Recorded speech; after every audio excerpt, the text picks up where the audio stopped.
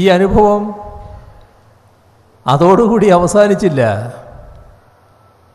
നിങ്ങൾക്ക് ഇതെല്ലാം പറയുമ്പോൾ മനസ്സിൽ വലിയ തോതിൽ ഓർമ്മ വരുന്നുണ്ടാവുക ഈ മുണ്ടക്കൈ ചൂരൽമല ദുരന്തത്തിന് ശേഷം പ്രധാനമന്ത്രി ഇവിടെ നടത്തിയ സന്ദർശനമായിരിക്കും. അദ്ദേഹം വന്നു, വരേണ്ടത് തന്നെ വന്നു, സ്ഥലങ്ങൾ സന്ദർശിച്ചു.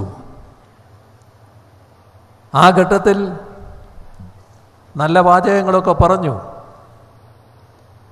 നമ്മളെല്ലാവരും പ്രതീക്ഷിച്ചു ഒരു പുതിയ അനുഭവം ഉണ്ടാകാൻ പോകുന്നു.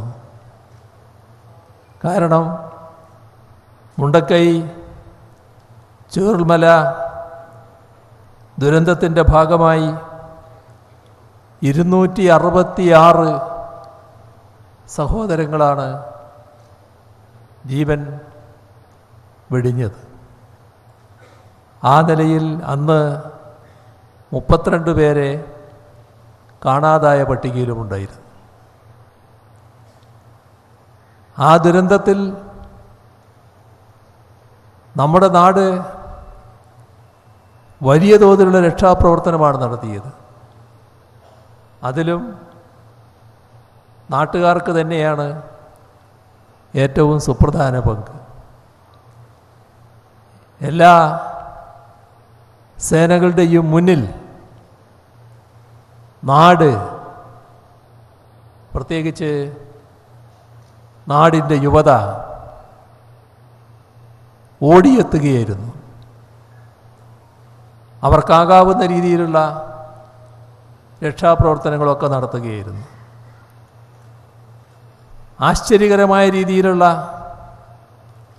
വൈദഗ്ധ്യം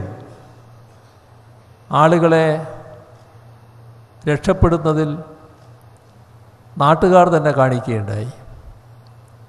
പിന്നീട് നമുക്ക് എല്ലാ സേനകളുടെയും സഹായം ലഭ്യമായി. മികവാർന്ന സേവനമാണ് അവരിൽ നിന്നെല്ലാം നമുക്ക് ലഭിച്ചത്.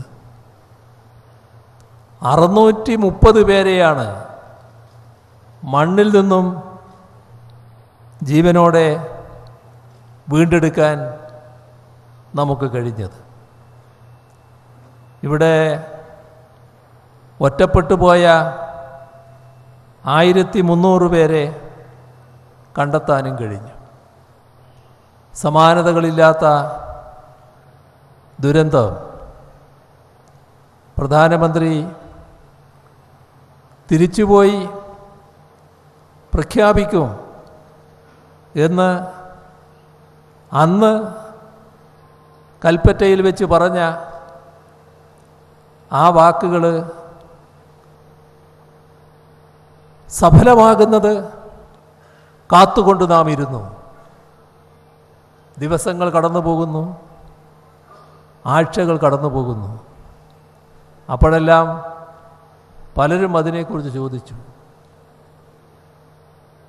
പരിശോധനയിലാണ് സ്വാഭാവികമായി ലഭിക്കും എന്ന് തന്നെയാണ് സംസ്ഥാന സർക്കാരിന് വേണ്ടി പറഞ്ഞവരെല്ലാം മറുപടി പറഞ്ഞത്. പക്ഷേ നേരത്തെയുള്ള അതേ സമീപനമാണ് തുടർന്നത്. ഇവിടെ നാം കാണേണ്ടത് എന്തുകൊണ്ടാണ് നമ്മുടെ നാടിന് നേരെ ഇത്തരമൊരു സമീപനം സ്വീകരിക്കുന്നത്.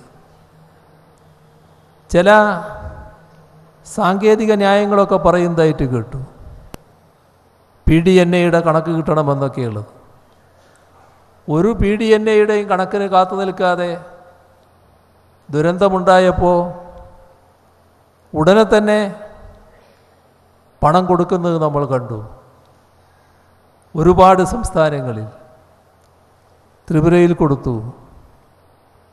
ദുരന്തം വന്നേക്കാനിടയുണ്ട് എന്ന് കണ്ടുകൊണ്ട് പണം കൊടുക്കുന്നത് നമ്മൾ കണ്ടു. ബീഹാറിൽ നല്ലതാണതൊക്കെ, അതിനൊന്നും നമ്മൾ കുറ്റം പറയുന്നില്ല.